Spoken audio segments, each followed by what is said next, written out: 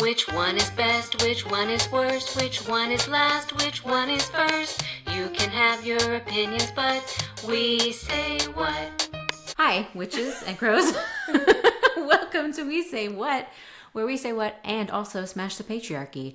I am here, as always, with the gorgeous Priscilla Kavanaugh and the equally gorgeous Chelsea Rivers. Well, not as always with Chelsea, but we're so glad that she's back to join us. Thank you for having me. I had such a fun time last time, and I'm very excited about today. Well, we're very excited to have you, and we just recorded before this with Donnie. God bless your brain cells for a double header of the cute ones. My goodness. It's been such a cute day already. It's been so lovely. We talked a little bit about Mary-Kate and Ashley on the last episode, so that was fun. A little nod to you guys. Mm-hmm. Yeah, Chelsea right now is doing I'm the Cute One Still with Donnie. If you haven't gone and checked out their podcast, how dare you? Shame on you. Go do that right now. Shame on you. Talk about misogyny to not support me. Immediately after listening to this episode, go listen to their episodes because they are hilarious and delightful. And you already know that because if you're here, I'm sure you've gone and checked them out. But in response to people listening to podcasts and reviewing and rating, I would like to point out that we do not have any new reviews to read from last time. And for that, you will be punished. And I'm cursing with more episodes. Right. No, also a curse that I'm placing upon you. And I'm going to make you listen to a question from Mr. Beast. And we're going to answer it. Talk about a curse. Okay. Mm-hmm. Okay. Starting our feminism episode out strong. Backwards. Exactly. But I did read this morning and thought, my brain, it kind of broke my brain more than I thought it would. Okay? Okay. But I know what I'm going to pick, and you will too. Everyone on Earth has a private vote, and they have to press a red button or a blue button. If more than 50% of people press the blue button, everybody survives. If less than 50% of people press the blue button, only people who press the red button survive. Which would you press? Okay, this feels like an SAT question. It's really hard. Okay, yeah. So if I press the red button and we don't get 50% blue, red survives but blue doesn't. If I push the blue button and 50% doesn't, then I die along with all the other blue people. Right. Red guaranteed survival. That's the thing. I think you have to push blue, right? Right. You have to push blue, and this makes me hate Mr. Beast even more. Right. Yeah, because this Just for him for was like in the situation. This is very much. This feels like a frat boy in college. You're smoking, and it's like supposed to be like the trolley system problem or whatever. But like he's gonna, Mr. Beast is gonna argue like, well, but you've got to survive on your own. You got to pull yourself from your bootstraps. Exactly. You got to push that red. Yeah. So if you want to be angry, go and read. We won't talk about it for too much longer, but the right answer is blue, okay? Yeah. People, that's the good people answer. Go read some comments from that post. I'm sure you'll be able to find it. Just search red button, blue button, Mr. Beast, and it'll pop up, and then the curse will be broken. And another way you can break the curse is by leaving us a freaking review, okay? 5-star reviews and say blue button. There you go. Blue button. I'm a blue button bitch, and I love the show. Okay, well, this time one more thing I wanted to share, actually.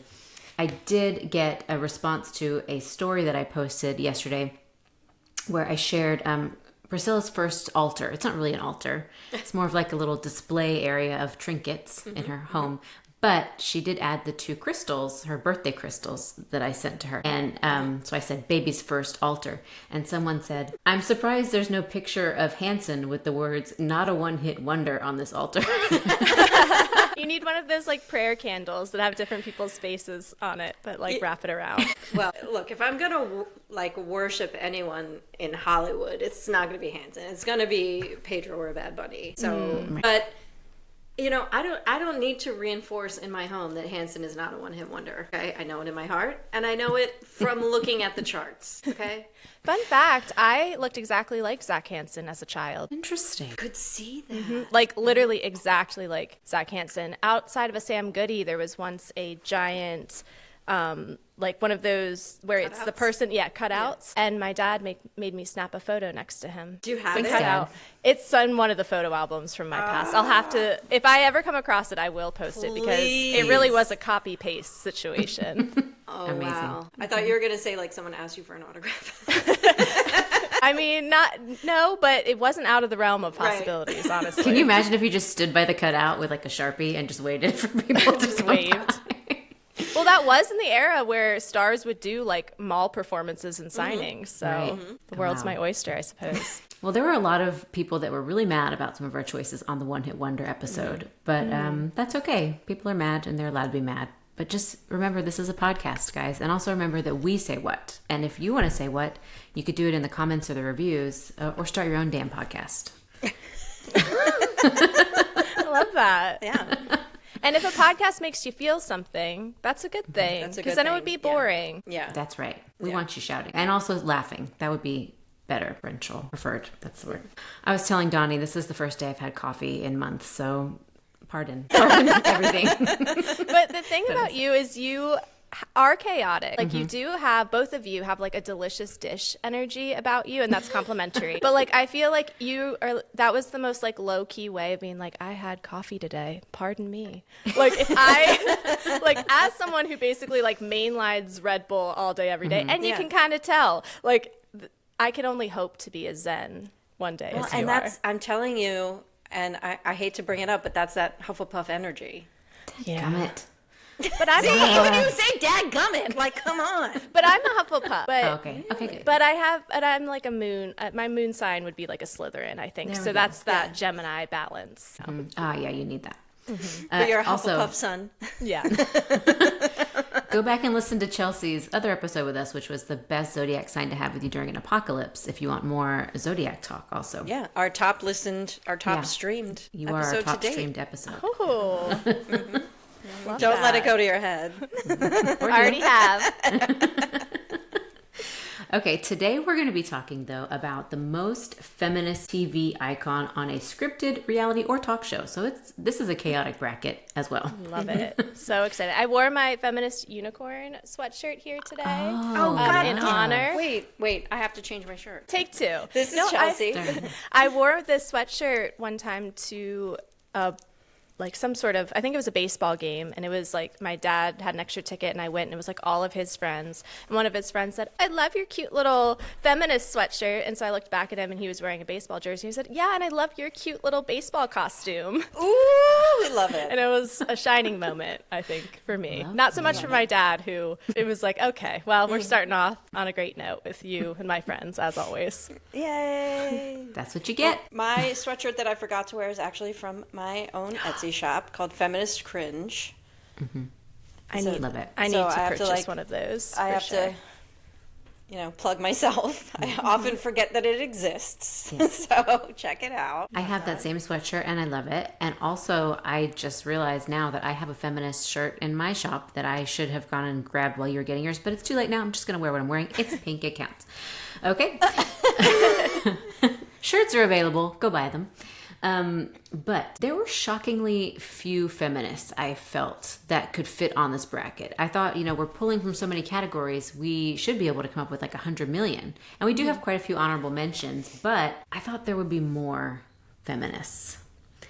Should we define feminism before we get into this? Or is that, Sure. do people already know? Well, I think what's annoying about the perception of feminism is that it's still like, it still can't shake the man-hating allegations. I saw a wonderful tweet or thread or whatever we're calling it these days on Threads that I think really sums up my view on feminism, because feminism is quite literally just the belief that men and women and all people of all genders are equal. That's what feminism Right. is. That's So if you, listener, believe that men and women are equal, guess what? You're a feminist. Congratulations. But this thread I saw, now of course I'm not going to be able to find it, said, come on. Let's not confuse. This is Dr. Oh, I know this. Zahid said, let's not confuse feminism with man-hating. The first is my worldview. The second is my hobby. And that I have never resonated with so much in my life. Yes, it's so perfect. It's so perfect. I think the problem for feminism is the same problem that gentle parenting has and that Black Lives Matter has. It's like the branding makes it so that people who fall on the other side politically just use the name as their argument for why they won't support it. And it's they don't understand the concept fully, and they're just hanging on to the name. Well, and how will they learn if they can't be mansplained about it? It will take a man explaining it to another man to then be able to explain. Convert them. Yeah. I do also think that in addition to the man-hating allegations, feminism movement in general has not moved into intersectionality enough, which is the belief within feminism that different groups of people have different needs and they all need to be accommodated, and everyone needs to be lifted up in different ways to come to that equality. And unfortunately, white feminism it's just, oh, we're paid less, or, it takes the surface level issues, and those have been the loudest voices. We're going to make blue bracelets so that we feel comfortable with other people knowing who we voted for, rather than understanding that, like, we as white women were the fucking reason for the voting. Part of the problem. That we're in this mess. Yeah, right. But just in case you guys wanted to know, we would wear blue bracelets if that was the choice. And push the blue button. Yeah, We would vote blue no matter who. Okay. It's true, but also we do understand that it's nuanced and that there is a lot to consider, and we're going to try to do that, but probably do it poorly as we consider all of these options from television. doing our best. We're doing our best. Yeah, and we're learning. We're open to criticism and feedback and 5-star reviews. Are y'all ready to start? Yes. Okay. Before we do that, let me just read the honorable mention so people don't get upset later. CJ Craig from West Wing. A lot of these were honorable mentions because either I didn't watch that show, so I wouldn't be able to talk about it, or I felt like it was too fringe, or I don't know. I just didn't know enough about it. She was a woman. She was the press secretary. It's Allison Janney, I think. Played by Allison Janney. Yeah, definitely a woman of power. Listen, it's who wrote those shows? Aaron Sorkin. Okay, so the show is dated, and it's a man writing a woman. So definitely a woman in a position of power that, we hadn't seen at the time. I've actually recently rewatched some West Wing, or actually for the first time have watched and I couldn't because, first of all, it's hard to binge because Aaron Sorkin is there's a cadence that every character has that is very hard to dive into. He also, there's a lot of sexism in there. And was it built in because it was like commentary on the reality of sexism, or was it like that's just there because of the writing? I want to say yes, but no. My heart says probably not. Okay.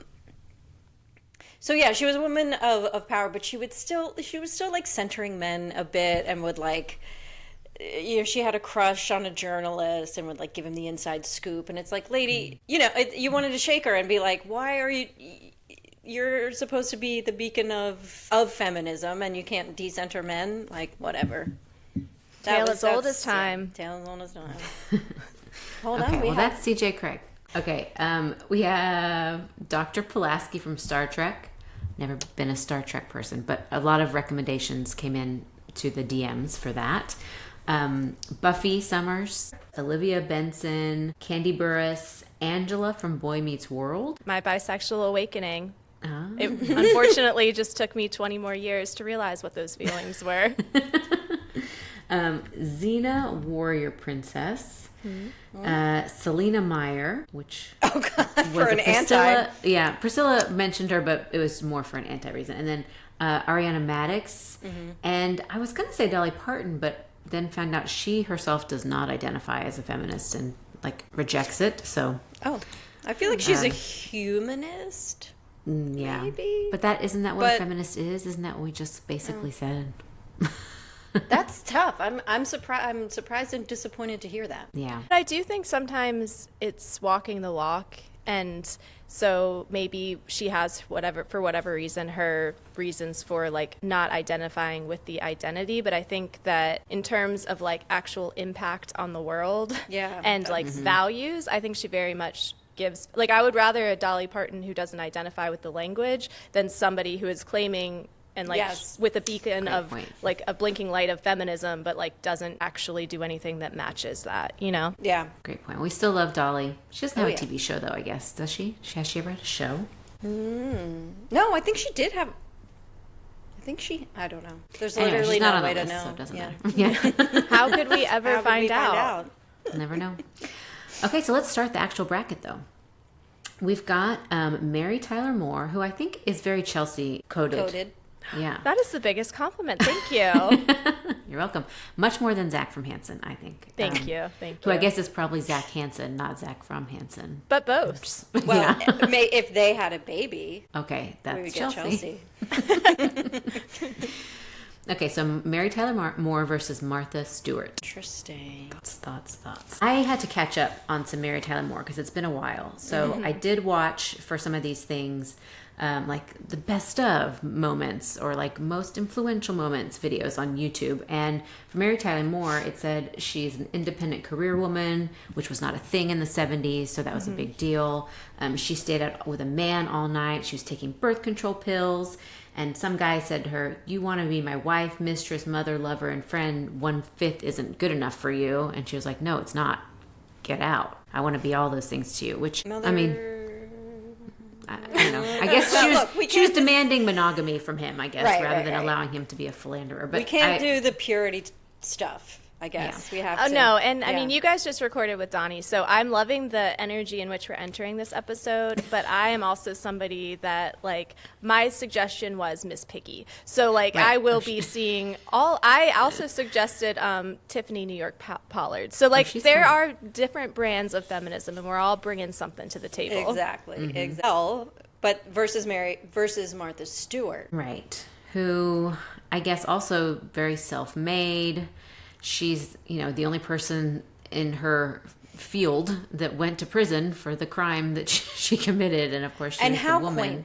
How quaint to think about. I mean, I think we're talking like it was a 5-figure deal that she, went to prison for. Whereas like right now on Poly Market, these men in the government are making millions of dollars betting on who Trump's going to bomb. Right. How fun. Like, I miss the controversies that we used to deal with. She's also a vocal supporter of the LGBTQ community and marriage equality, which I feel like Mary Tyler Moore would be. I feel like I have to vote Mary Tyler Moore just because of who she represents in terms of the movement and how groundbreaking she was. Like, she walked so people like Martha Stewart in their own avenues could run. Yeah, I agree. Also, I recently learned when she was on the Dick Van Dyke Show, there was, have you seen this? A pool, like the table pool scene? Yes. The trick shot? Yeah. It's set up. I did see that. Yeah, it's set up, if you are unfamiliar, and maybe we'll try and find it. You'll make me play another one, Rob. I promise. Just finish this one. Just this one? My word. I want to see you get out of this. All right.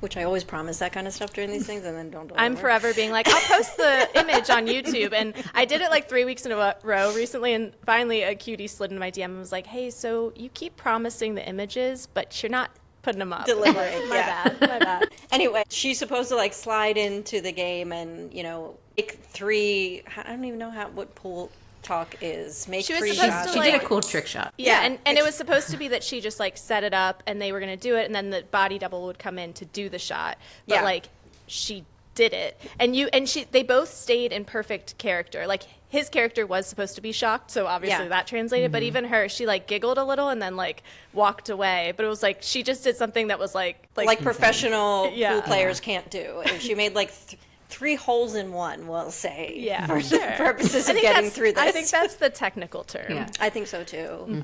A hat trick of holes. I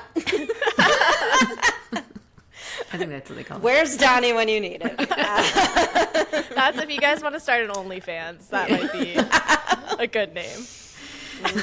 All right. I think I'm going to go with Mary Tyler Moore as well for the trailblazing. Yeah, for the trailblazing. And she was just in it for so long, I feel also. I mean, I guess Martha has been too. And Martha's really done a lot. We do salute Martha for her service. But I do feel like she's maybe gone astray a little bit, maybe in recent years. And maybe her association with Snoop Dogg, while exciting initially, has kind of gone in a weird direction. And I don't remember why I'm saying that, but I think I got mad about some posts they made recently. Well, they also, like, the capitalism clause are There you go. deep. Yeah. And I think that once you transcend to a certain level, like, you can't be that successful without some shady dealings on the way. That's right. up. Yeah. Yeah. Also, she was a real bitch to the people that worked for her.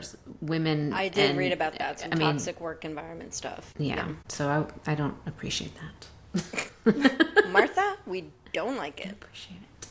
Okay, next round, we've got Tiffany Pollard versus Charlotte Pickles. Now, there was some debate on whether it should be Angelica or Charlotte here. We've just landed 5 minutes ago on Charlotte, so I'm sorry if that threw anything off. Okay. But I don't know anything about either of them, really. I can't remember my childhood. So if you guys want to educate me on the pickles, that would be great. Yeah. Chelsea, do you want to, or do you want me to do? I can Yeah. say some, and then you can add on. Go So, for it. Angelica Pickles was a bossy bitch in a great way. She had, of course, her little doll Cynthia with like the little hair situation. Iconic. And she just knew, she was a gal who knew what she wanted, and she went after it. And I think she learned that from her mother, who was a working mom, very busy, always kind of like the ball buster type, if you will. And she was raising her daughter to be a strong feminist. And not just a working mom. She was a high-powered working mom. She had a cell phone, and she was always doing deals. And it was a show that, I mean, there's a lot. What you could watch Rugrats now as an adult and like get the jokes that went over your head. There as a were kid. so many layers to so many things that were happening. Yeah, and one of those things was the sort of gender normative roles were reversed in Charlotte's marriage. I don't remember her husband's name, but he Stu. stayed home. Stu, I think. Stu? Gil? Stu. Oh, Stu. Yes. He stayed home, I believe, and was sort of, he was a stay-at-home dad, which was just not really represented at the time. Okay. Well, I appreciate that. Yeah. Now, Tiffany Pollard. I mean, just speaking a of a gift. trailblazer, an icon, a woman who knows herself and isn't afraid to go after it, even if that what she wants is Flava Flav time and time again. Her recent interview with Z-Way? Z-Way. Is incredible. It's really good. I did watch a best of season 1, I Love New York, just the first couple minutes. I watched, within 5 minutes, she said, I've got to put these bitches in their place. This is a loud pack of idiot bitches and I have nothing to worry about. Good morning, and not you, you can choke. Advice to the other ladies in the house, beware of me. So I would say she's not that much of a supportive feminist. She leads by example of really showing up as your true authentic self and not letting anybody get in the way of your dreams. Yeah, I and would she just say. has fun. I feel like she just has fun wherever she goes. Yeah. And she's on House of Villains this season. Now, I haven't watched the whole season. I watched like 2 episodes of it, and she was the best part of it, of course. I think she's- she's part of anything she's in. Yeah, and I think that she's been on House of Villains like a couple of seasons in a row.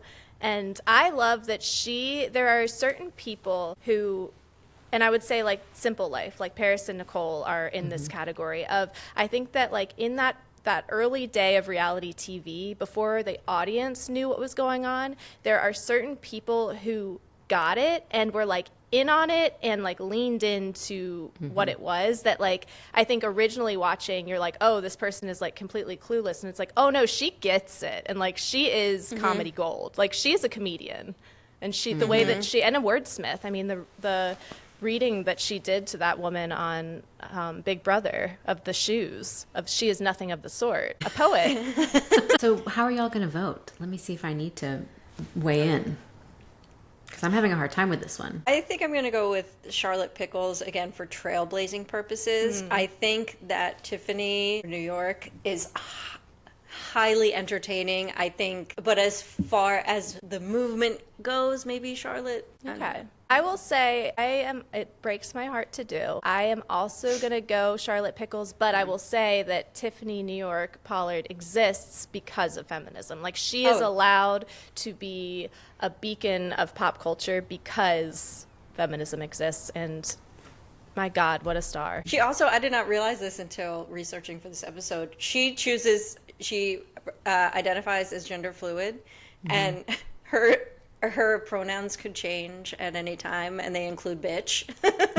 I love that. Or that bitch, I mean. So she's recently, she, her, that bitch. I love that. Recently, Donnie said that his pronouns would be big daddy or baby girl, and I also resonate with big daddy, baby girl. I do too. I heard that on y'all's podcast, and I was like, oh, me too. But then I started thinking, what other pronouns would I have? And then they fell out of my head because my brain started thinking about something else that I saw. But, if it comes back to you, shout it out. Okay. Anyway, I agree. I think it's Charlotte Pickles for feminism purposes, but for shows I would watch, I'd rather watch anything with New York. Anything with Tiffany, yeah. Yeah. Okay, next round. We've got, and I think this will be easy, Leslie Knope versus Carrie Bradshaw. I mean. The inventor of Galentine's Day versus The woman who got mad that her best friend wouldn't give her old engagement ring so that she could pay off her credit card debt. Yeah. I don't remember that. A real storyline on Sex and the City. It's been so long since I've watched Sex and the City, and I keep saying I want to do a rewatch, but then as soon as I almost say it, I'm like, no, I don't have that kind of time commitment available. And I just think that era of my life is over. I don't think I'm ready to go back to it. Yeah, I don't think we have to. I doubt it really stands up. I don't know. Carrie's toxic. Yeah. Carrie's toxic. She is the villain. She's the villain. She's so self-centered.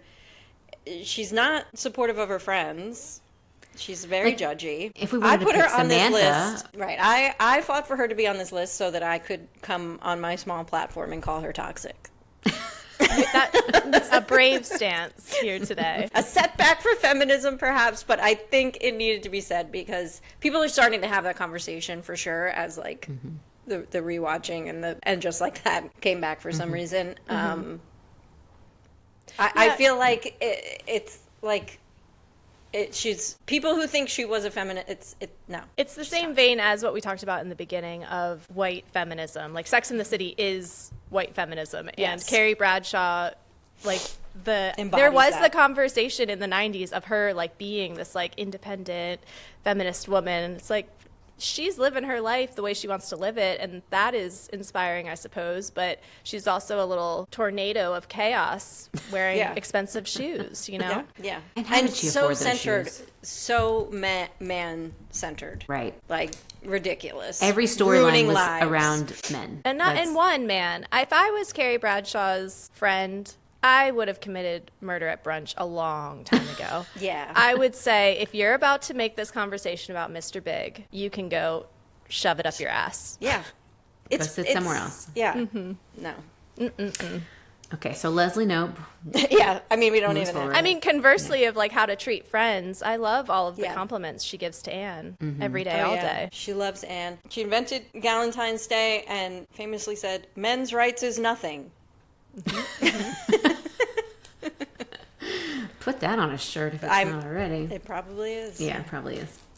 Okay, next round, Bravo themed. We've got Countess Luann de Lesseps versus the Giggly Squad, a controversial choice that I added last minute, and I realized that it's two people. But I didn't want to put just one of them, and I didn't know which one to pick if I was going to pick just one of them. Yeah. And there's a yin and a yang in terms of their partnership and friendship and brand, I would say. Yeah. Yeah. I would say I just get the vibe with some of the Roni OGs that specifically Luann and Sonia that they present as feminists. I do think they are fierce supporters of the LGBTQIA plus community, but I think they have a lot of toxic messaging just ingrained in them because of their... She recently, and by recently in the last 5 years on the show, wore blackface for one of her Halloween costumes. The blackface, she made fun of her own Native American heritage. I don't think she has ever really owned any of those mistakes in a like. But Priscilla, she is the singer-songwriter that gave us Girl Code, please. a feminist anthem, one might say. You might. I mean, I do think that there's a certain generation of housewives and just women outside of that community too that like think they're progressive, but ultimately in their bones they still hold on to some old messaging that bubbles to the surface at times. Also, but she also she's a did. She is a hoot and a half. She also did steal Tom de Lesseps. We got the Yacht Girls from Sonia. There's a lot of swap and spit. Harry Dubin of it all. My goodness. I mean, he's just Like- whoever's at the Regency that night is going home with Harry.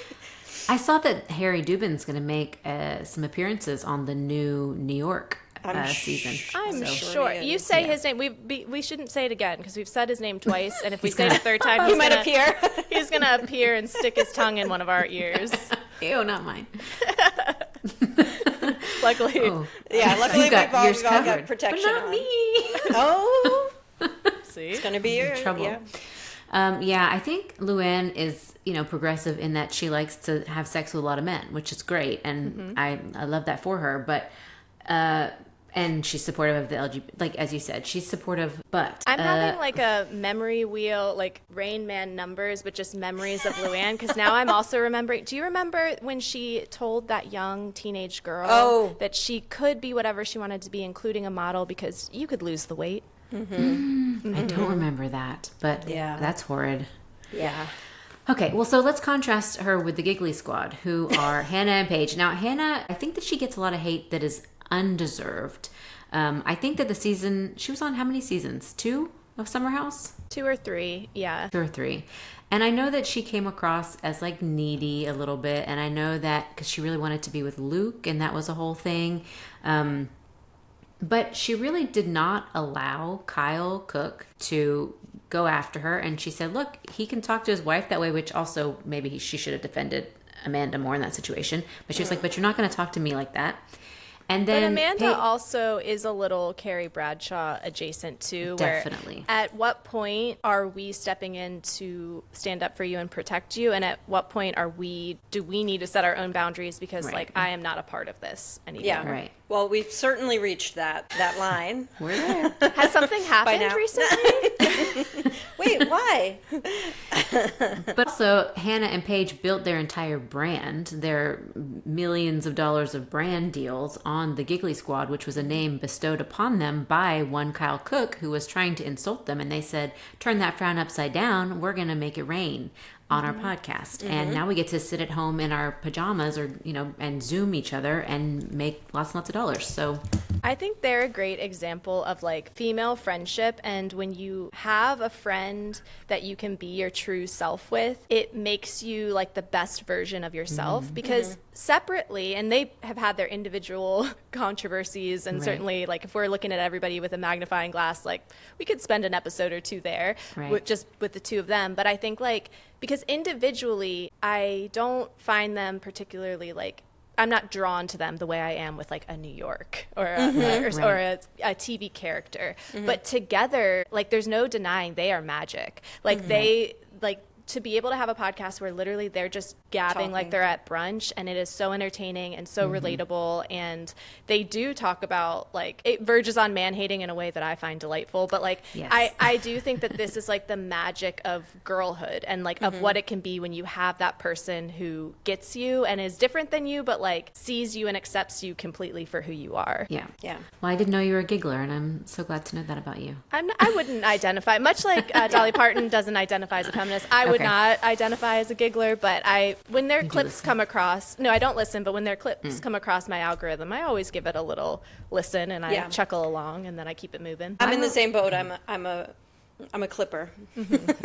Okay. The clip economy. Priscilla and I have been talking about it a lot recently and how important We're living it in is. the clip It's- economy. Yeah. Yeah. Well, I would just like to say, if you don't listen to Giggly Squad, first of all, you have to listen to all the episodes of We Say What and all the episodes of I Am the Cute One. Once you're done listening to all of those, then you can go check out Giggly Squad. It is another fun listen. It's like, it's relaxing. It's not going to like stress you out. You can zone out for a few minutes and come back and you'll be all right.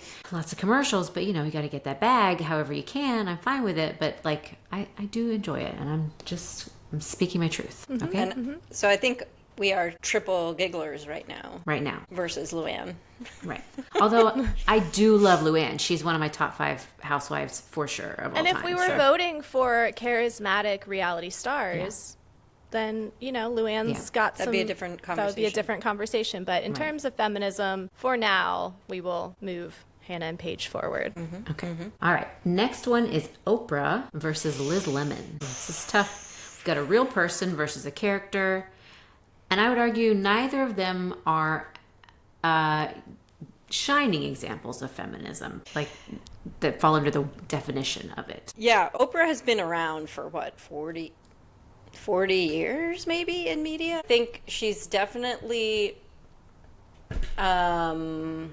aspirational in the sense of rags to riches and tenacity and not giving up. But she has... Her platforming record is concerning. She is the one who brought one Dr. Phil into the zeitgeist, and I may never forgive her for that one. Let us not forget Dr. Oz, Oh, product of the Oprah platform.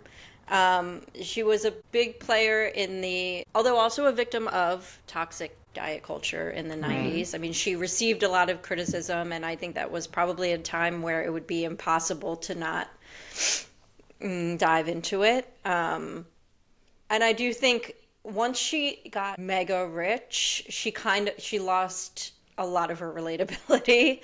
You know, people had to pay taxes on those cars that she gave away. She's asking, she just doesn't, I forget who said it. Billionaires don't walk among us.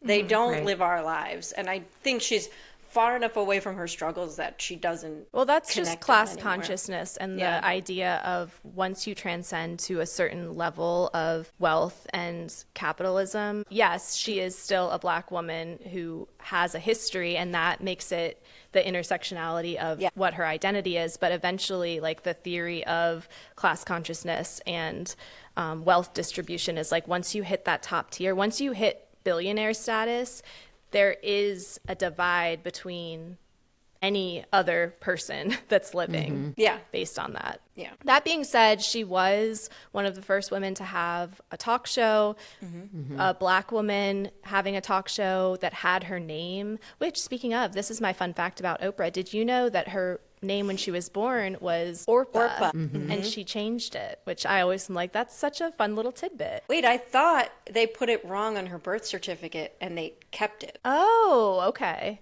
But then she switched it back? Or on the birth certificate, it was Oprah and it was supposed to be Orpah? I believe it was supposed to be Oprah Winfrey birth name. Oprah Winfrey's real name at birth is Orpah Gale. Talk about her manifesting.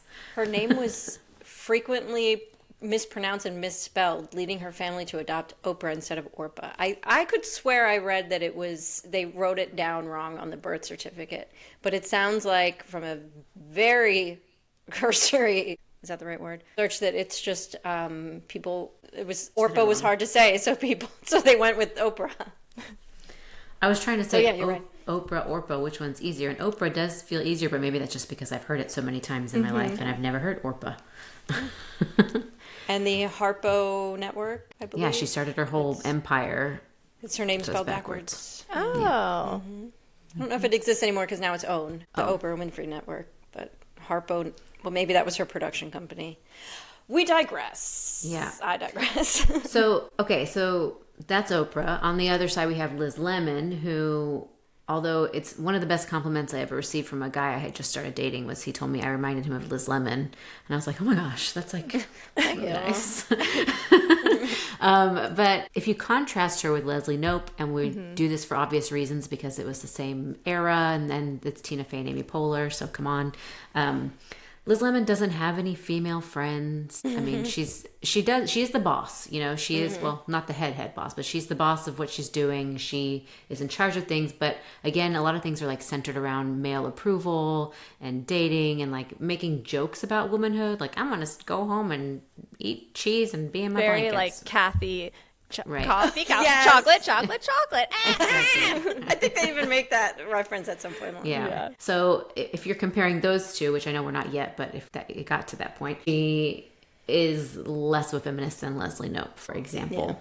But still a great character. A great character. I think she's a great example of it, like you said, Kathy, like just an awkward woman living on her own terms, even sometimes against her own will.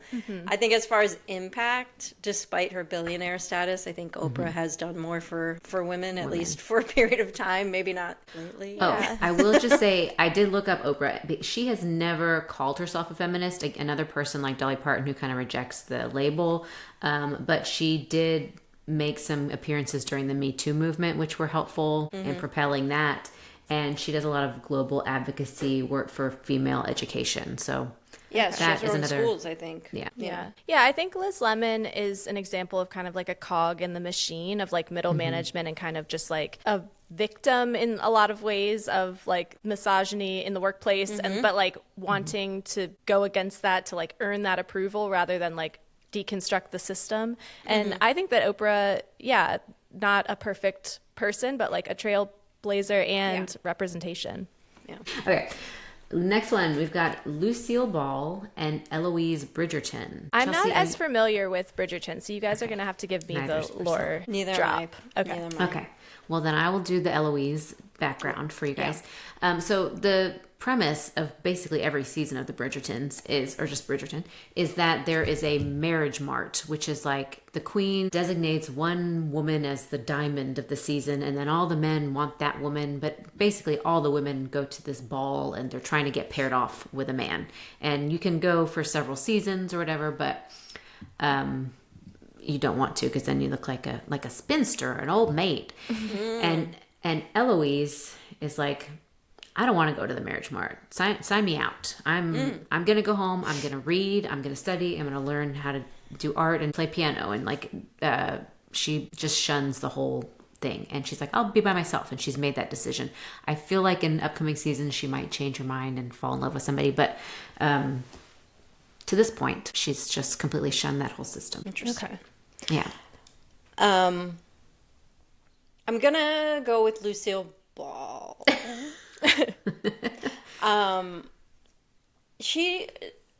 First of all, I cut my teeth on I Love Lucy because I was like watching that show when I was like a toddler. I remember looking this up yesterday and I didn't write it down, so I wanted to look it up again.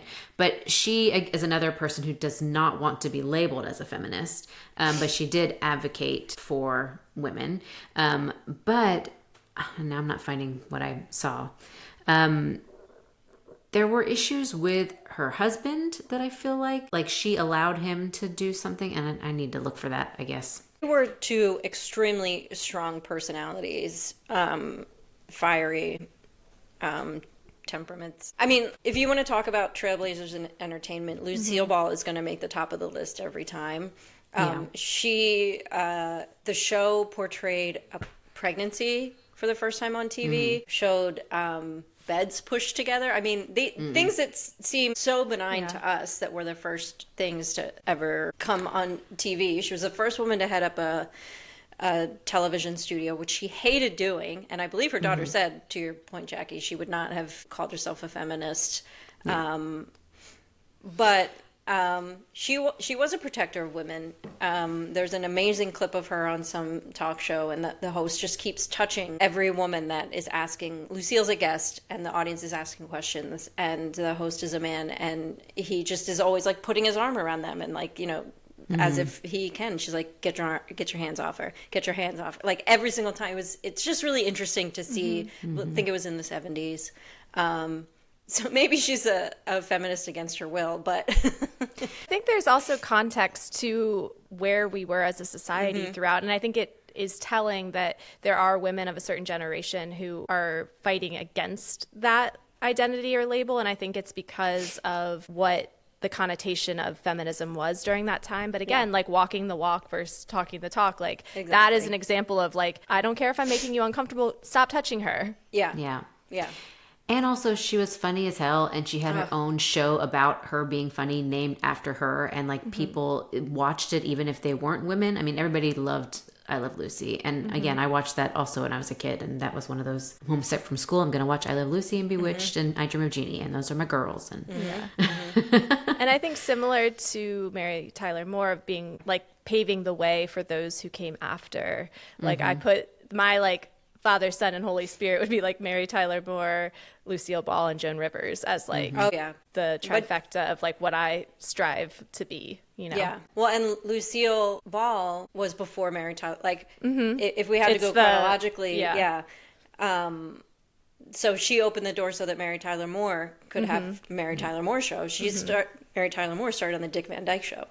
So I think it's interesting that we can trace that. We're archaeologists. We're feminist archaeologists, guys, and it's not easy. so we're going to move Lucille Ball forward. I think that's fair. Okay. We've got Any Golden Girl versus Lady Elaine. Oh, and Lady Elaine of Mr. Rogers, my rosacea-faced queen, that puppet. Talk about a lady who knows what she wants and isn't afraid to go after it. She doesn't mind talking down to anybody. I love Lady Elaine. She called King Friday.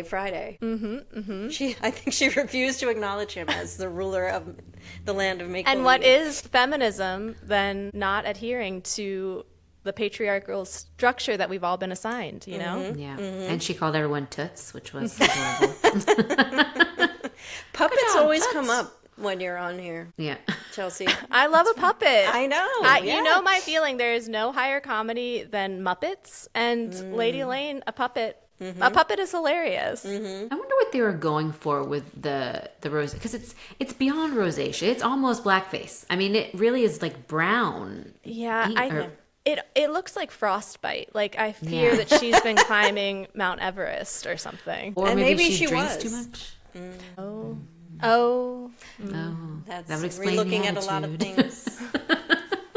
She's drinking too much on Mount Everest, and she just already had a skin condition. I mean, it's a tough road to hoe if you're Lady Elaine. It's a multi-layered diagnosis. But I searched for Golden Girls and feminism because I knew there was going to be a lot, and I thought I'd just share some of the things that came up. But this, I guess, LGBTQ rights come up as part of it. But and this was about Blanche's brother, but I'm sure it's not the only example on the show. But he, I guess, came out as gay on the show, and Blanche had a hard time accepting it, but then finally was able to come to terms with it. They talked about immigration rights. They talked about anti-Semitism. Dorothy said, "Why are you a member of a club that would allow somebody to get kicked out because of their religion or whatever?" And then she said, "You can go to hell," which was great.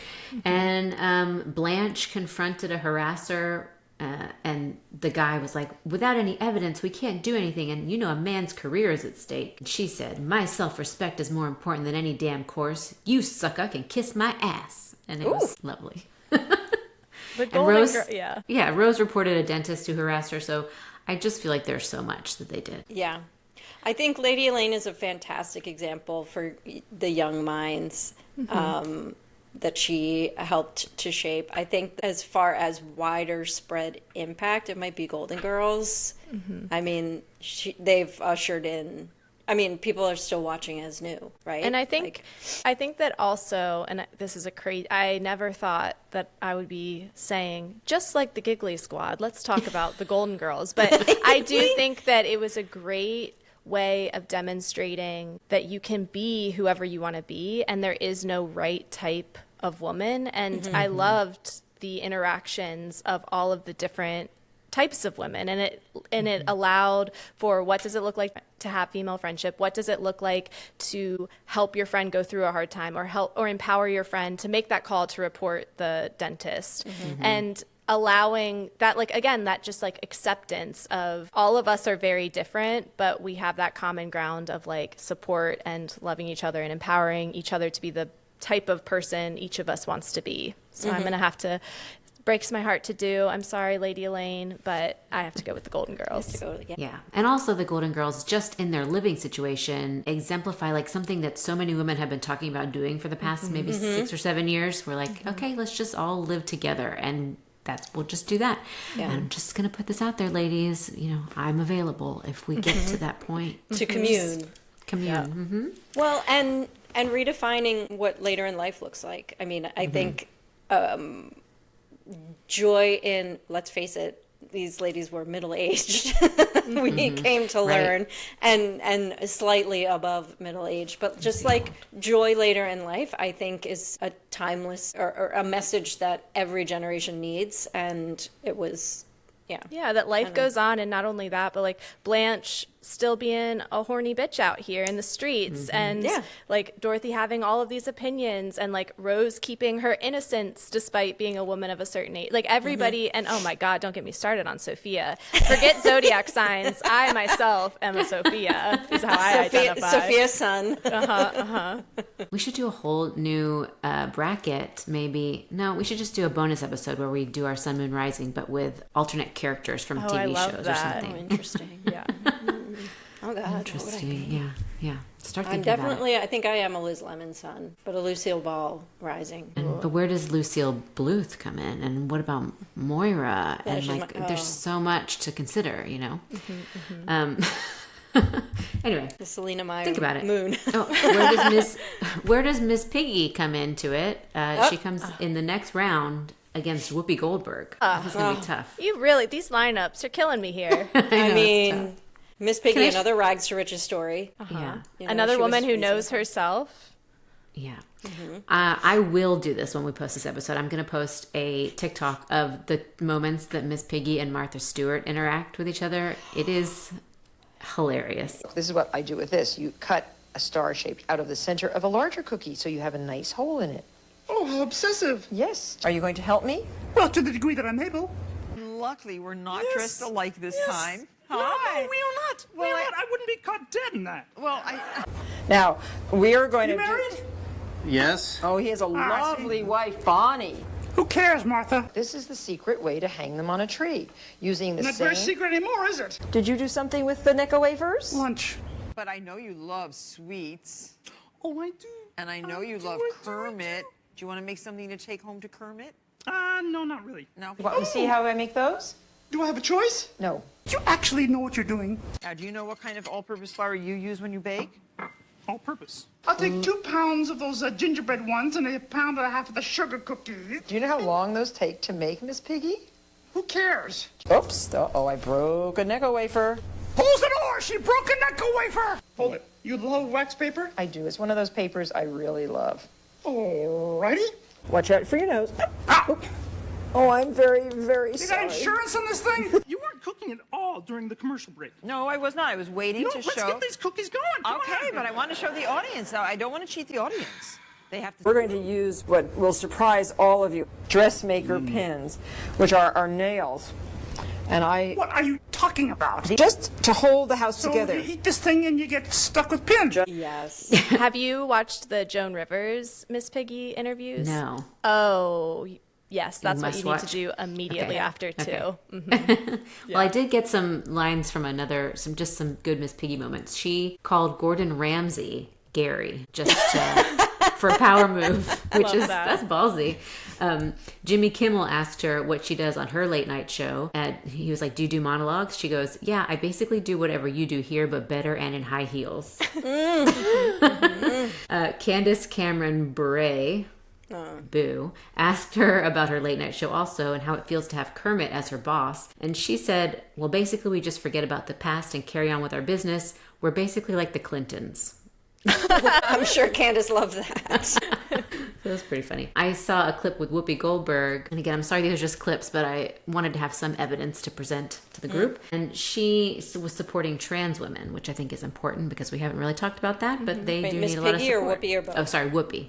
Okay. Whoopi. And she said, I don't remember who she was talking to, some talking head guy, and she said, if you care about women, why don't you spend less time monitoring bathrooms and look at the maternal mortality crisis and the gender pay gap? It just depends if you're looking for like that political activism or if you're looking for hiya, I'm gonna take you out with my words and my karate chops. Yeah, and I think with Whoopi also, again, representation, but she is also somebody that from day one in her career has always remained true to herself and outspoken about the things that matter to her. And I think in terms of like her on The View, like she is going to talk about issues that matter to her, and she is going to confront guests who maybe are spreading rhetoric that is hateful or is going against what she believes in. And I think that having that representation of not only a Black woman in media, but also a woman who is not afraid and will not like back down from causes that are important to her. And again, nobody is a perfect person, and certainly there are some causes that she speaks about that are important to her that maybe I don't align with. But I think in terms of, again, representation, I think that, I mean, Miss Piggy is a puppet, but I am going to have to vote for Whoopi. Yeah, I think Whoopi too. She's also, in my research for this episode, I learned that she serves as a UN Women's Peace and Humanitarian Fund global patron to support women in conflict-affected countries, and helped launch the All Women's Sports Network. Cool. Which I did not know about. I didn't know that either. Which has been, talk about like bringing women's sports to the front of our purview is like an important thing, I think, too. And And she gave us the Sister Act and the Sister Act 2, which Priscilla was a guest on I Am the Cute One for the Sister Act, and talk about feminist films. I mean, yeah. And isn't she the one that said, I don't want a man in my house? She is. So she's supporting of the man-hating hobby. And she warns girls when they're in danger. You in A danger, la girl. Ghost. Yes, Yeah. Ghost. Yeah, she's a girl's girl. Yeah, so... Miss Piggy's iconic, but Whoopi's impact and probably because she's a human. And I can in good faith make the puppet win in this round. Yeah. But we would, if we saw her on the street, we would buy her a treat or something. There are certain celebrities that, like, if I saw, I would not be weird with. If I saw Miss Piggy on the street, I would lose my gosh darn mind. Also, Whoopi's an EGOT. Is she? Oh, that's great. I saw another interview with Miss Piggy and Vicky Gunvalson, which would have played nicely into this because we do have a lot of Bravo representation. Well, but maybe they I'll did share that too. because Slade called her Miss Piggy. Yeah, and Vicky was having to confront, like, she was having to confront the idea that, like, Miss Piggy is beautiful. And Andy was trying to be like, look, Miss Piggy's gorgeous. If he compared you, look at what he compared you to. And Vicky's like, that's great. Like, was it on Watch What Happened Live? Yeah. Oh my gosh. And Andy Cohen, speaking of someone who would never make this list. Oh, this horrible thing a man called you? Here, stare at it and tell us why it's fine. Yeah. Vicky, who did your boobs? They look great. Andy, what a tough job he has. Just kidding. Just kidding. Okay. Second round. We've done it. Okay. Gets a lot easier, I think, because we've explained ourselves already in round one. So now we're at Mary Tyler Moore versus Charlotte Pickles. Mary, right? That's gonna Mary. Yeah, I feel like it's going to be tough for fictional characters to make it to the end. I agree. Yeah, I'm going to say Mary Tyler Moore. Because although they're both trailblazers, Mary Tyler Moore was a trailblazer for actual humans. Yes. And Now we say that, but I am looking at the next round, and I do think a fictional character might go next for me personally. Okay. We'll see. Oh, yeah. Oh, good point. Okay. This one's tough for me. This one's going to be tough. Leslie Knope versus the Giggly Squad, the Girly Squad. I have to go with Leslie Knope of Pawnee for this round. She invented Galentine's Day. If her and Anne had a podcast, it would be very Giggly Squad adjacent, but without the controversies and Just perhaps Leslie, some of the other stuff. Like complimenting Anne the whole time. Yeah. Okay, this is hard for me. I guess I'll say also Leslie Knope because it's a much more positive version of feminism also. Although I am a man hater sometimes myself. So oh God, did y'all hear my stomach just now? That was aggressive. did. Surprising. Coffee, thank you. That was your stomach being like, yes, a man hating. We like it. Exactly. It's time for me to shine. I mean, I love Giggly Squad and I love Leslie Knope, so this is very hard, but I think Leslie Knope has to win. And also, I will just say, Leslie Knope was the most suggested person in my DMs for this episode. I got so many recommendations from her. Leslie Knope is also going to go out there and make change. The Giggly Squad is going to lay in bed and cheer on the change maker. And there's nothing wrong with being a No. bed bug. Let me tell No. you, I love No. myself a bed. But I also think that the Giggly Squad historically has not been inclusive of all of the new girls on the cast. Whereas I think that Leslie Knope is somebody who sees a shine in every person she meets and like wants to get to know that shine and wants to pull that shine out. Whereas I do think the Giggly Squad can be very gatekeepy in terms of who they allow themselves access to. Interesting. Right.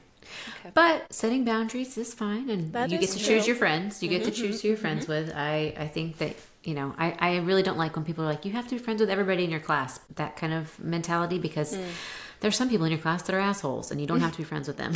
Indeed.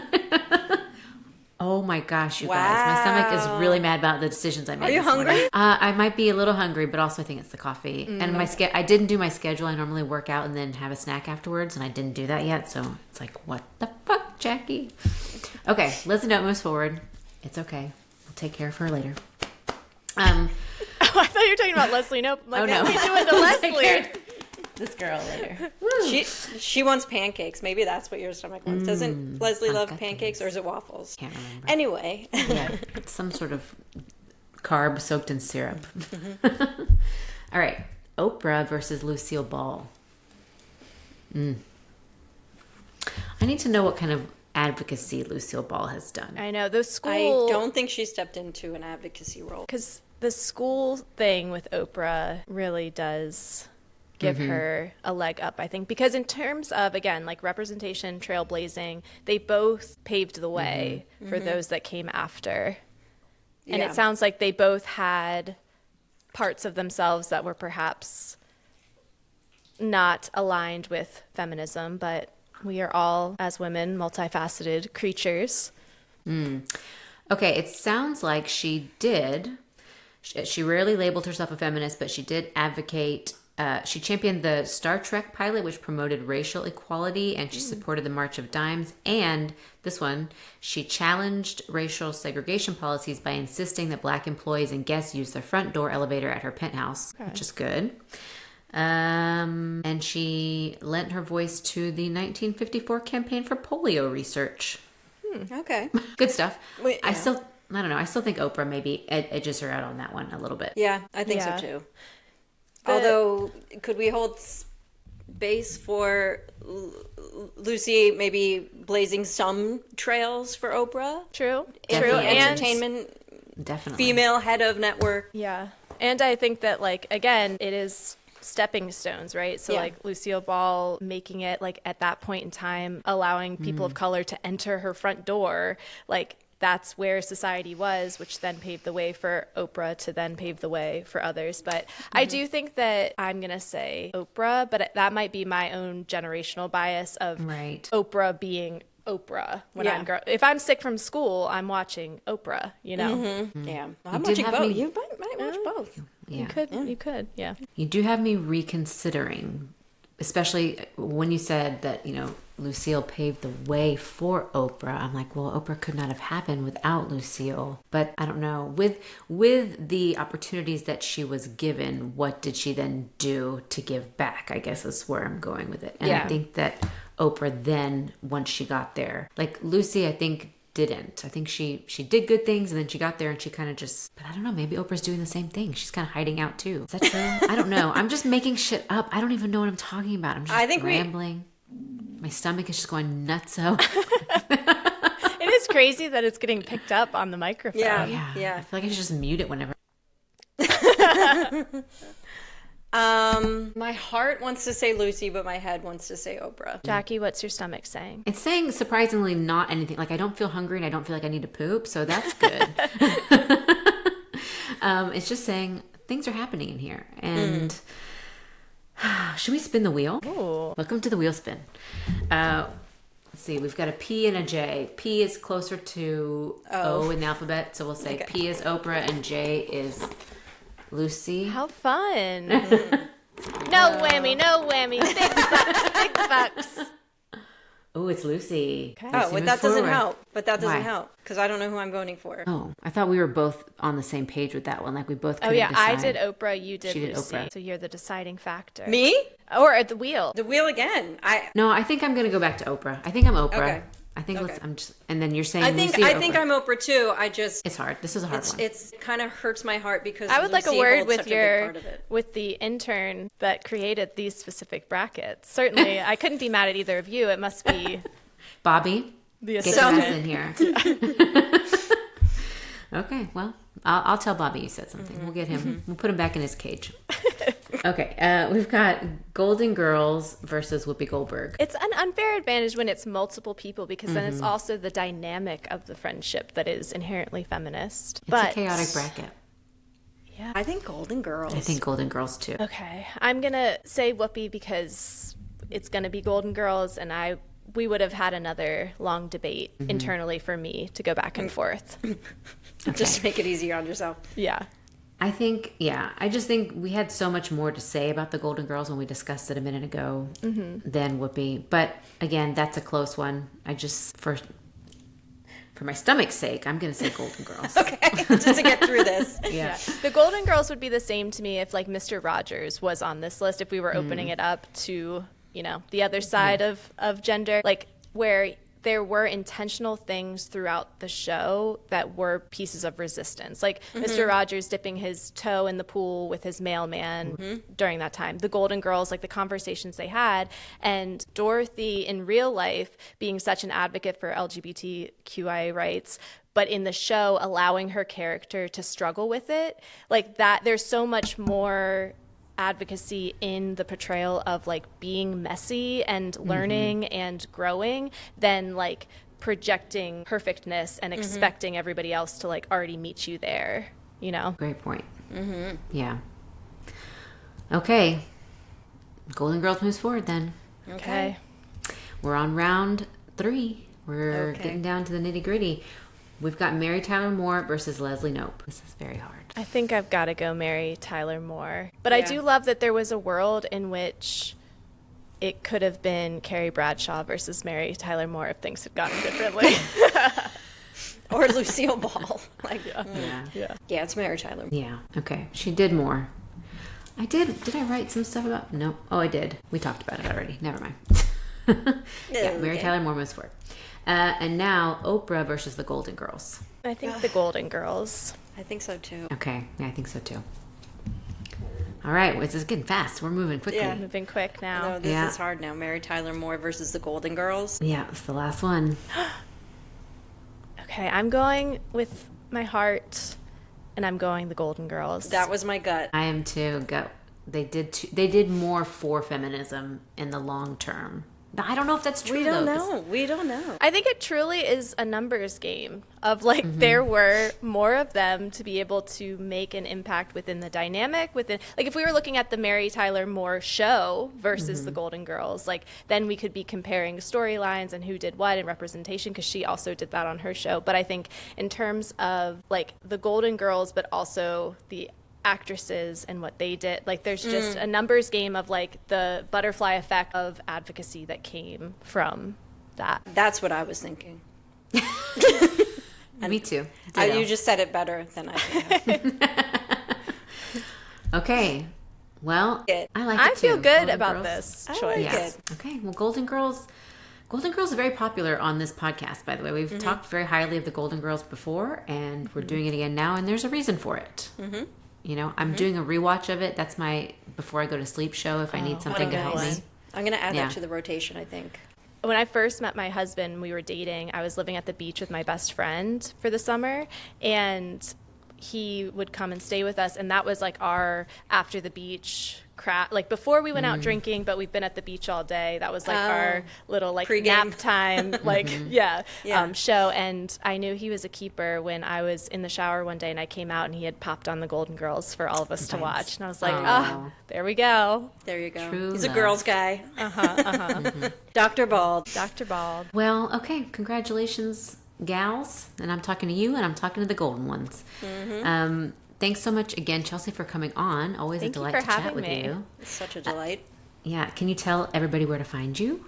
Yeah, so you can follow me at OnoChels on Instagram and Threads. And then you can listen to my podcast with Donnie, I Am the Cute One. And then over on Patreon, patreon.com/I Am the Cute One, Donnie, my co-host, is an absolute psychopath, and he locked 40 of his friends in a castle for his birthday, and we played an entire day of Big Brother, which we are calling Birthday Brother because we do not want CBS to sue us. But we're making a reality show over on Patreon, and episodes drop every Wednesday. He's interviewing the evicted house guests on Monday. There's a lot going over there. The first episode's free if you want to dip your toes and see how it is. And I thought he had hired a camera crew to come out, but I realized, or we talked to him about it, and he said they were just his friends. And I said, you must be so loved that you were able to convince friends to do all that work So for you. loved for that many people in all of the phases of life to like celebrate him. But then, yeah, like for him to literally boss these people around. His one friend like made all of the meals for us and was like just in the kitchen making meals the whole time. Wow. He got them all staff shirts, and I think that really sums up Donnie's intention of the weekend, you know. Well, he only turned 40 once, and That's for me, true. I just gathered 3 of my closest gals, and we went and got real high and drunk in a cabin in the woods for a weekend. And Marvelous. Donnie goes to a castle. I mean, it's the same thing. You just didn't film yours. Well, we did, but we don't share it with anybody because we did a lot of karaoke in wigs. So, That sounds lovely. It's a very Jackie themed weekend. Anyway, Chelsea, can't wait to hear what you do for your 40th. Yeah, I guess I better start planning soon. You better start planning. You're next. All right, well, this was so much fun. Thanks for listening, and please go leave a review and stuff like that, and we'll talk to you next week. Bye. You can have your opinions, but we say what?